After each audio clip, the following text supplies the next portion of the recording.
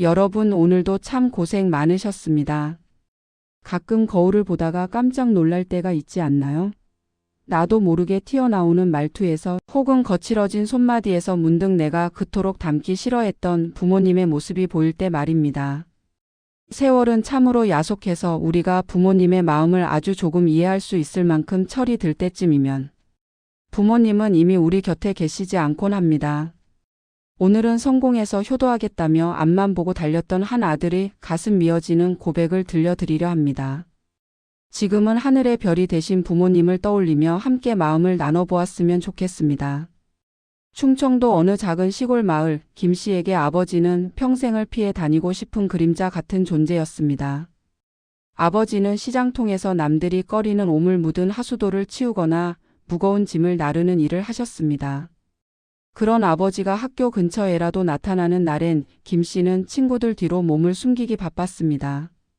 아버지 몸에서 배어 나오는 그 지독한 냄새가 꼭 자기 몸에서도 나는 것만 같아 몸서리치게 싫었기 때문입니다. 한 번은 이런 일도 있었습니다. 고등학생이던 김 씨가 비 오는 날 학교 정문에서 친구들과 서 있는데 아버지가 낡은 비닐 우산 하나를 들고 나타나셨습니다. 아들아, 비 오는데 이거 쓰고 가라.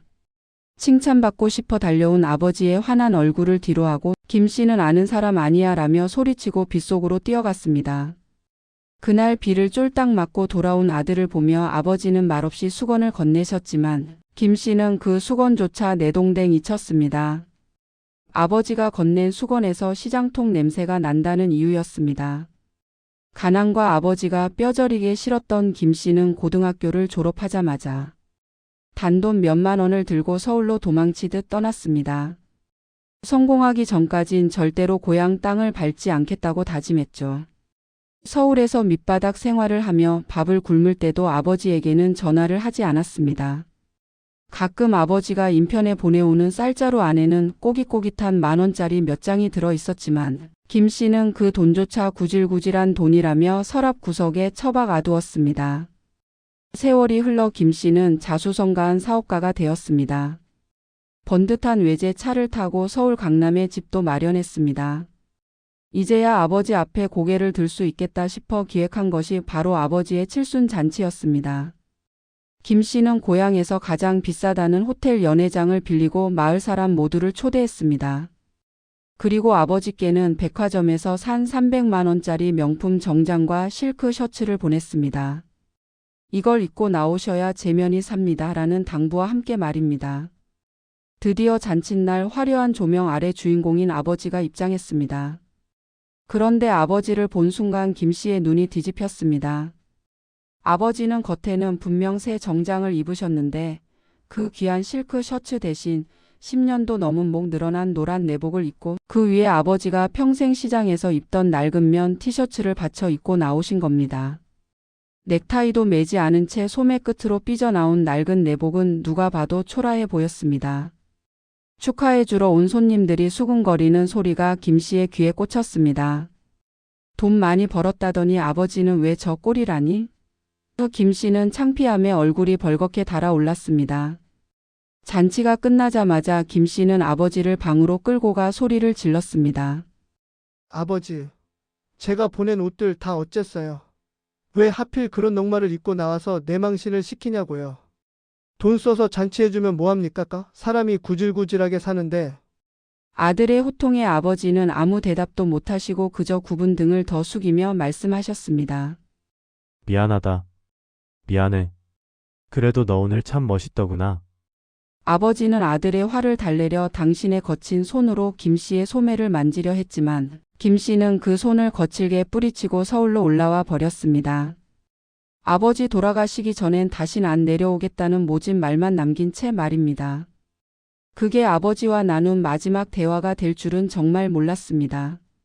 한 달 뒤 아버지는 평소 앓던 지병이 급격히 악화되어 손 한 번 써보지 못한 채 차가운 방에서 홀로 세상을 떠나셨습니다. 장례를 치르고 텅 빈 고향집 방 안을 정리하던 김 씨는 장롱 깊숙한 곳에서 보자기에 여러 겹 쌓인 작은 상자 하나를 발견했습니다. 그 안에는 김 씨가 사들였던 명품 정장과 실크 셔츠가 단 한 번도 입지 않은 채 빳빳한 종이까지 그대로 끼워진 상태로 놓여 있었습니다. 그리고 그 밑에는 낡고 해진 수첩 하나가 있었습니다. 수첩을 펼친 김 씨의 눈이 멈춘 곳은 칠순 잔치 전날의 기록이었습니다. 아들이 보낸 옷이 너무 귀해서 차마 몸에 대보지도 못하겠다. 내 몸에선 아직도 시장통 하수도 냄새가 나는데 이 귀한 옷의 냄새가 벨까 봐 무섭다. 잔칫날 잠깐만 걸치고 얼른 벗어서 우리 아들 나중에 중요한 자리에 갈 때 다시 주어야겠다. 나는 내복만 입어도 배가 부르다. 그제야 김 씨는 깨달았습니다. 잔칫날 아버지가 왜 정장 안에 낡은 옷을 껴입었는지 말입니다. 아들이 사준 비싼 옷에 당신의 천한 냄새가 묻을까봐 살같이 닿는 게 아까워서 아버지는 그 옷을 보호하기 위해 낡은 내복을 갑옷처럼 입으셨던 겁니다. 수첩의 다음 장에는 김 씨가 예전에 내동댕이 쳤던 우산 이야기도 적혀 있었습니다. 아들이 우산을 안 쓰고 뛰어갔다. 내가 너무 지저분해서 아들이 친구들 앞에 창피했나 보다. 다음에는 먼 발치에서 우산만 두고 와야겠다. 우리 아들 비 맞으면 안 되는데. 김 씨는 텅 빈 아버지의 방바닥에 머리를 찌우며 오열했습니다. 아버지는 평생을 아들의 창피함 뒤로 숨어 지내셨으면서도 단 한순간도 아들을 원망하지 않았습니다.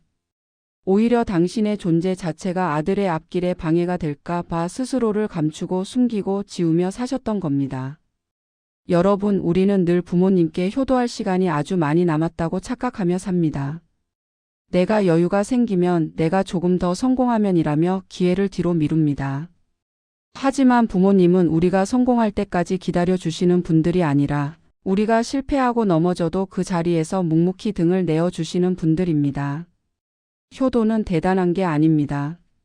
화려한 잔치보다 아버지가 원했던 건 아버지 냄새 같은 거 안 나요?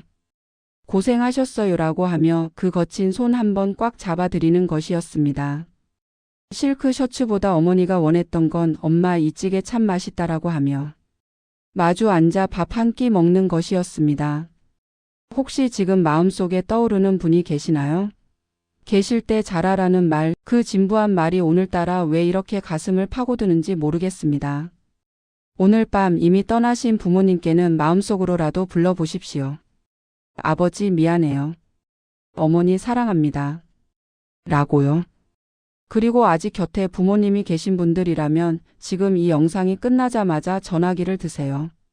쑥스럽다면 그냥 날씨가 춥네, 밥은 먹었어? 라고만 물으셔도 됩니다. 부모님께는 그 한마디가 평생의 고단함을 씻어줄 최고의 보약입니다.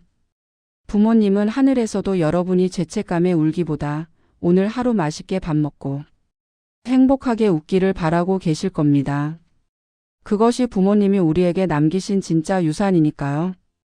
여러분의 마음속에 따뜻한 위로가 전해졌기를 바랍니다. 오늘도 긴 이야기 들어주셔서 감사합니다.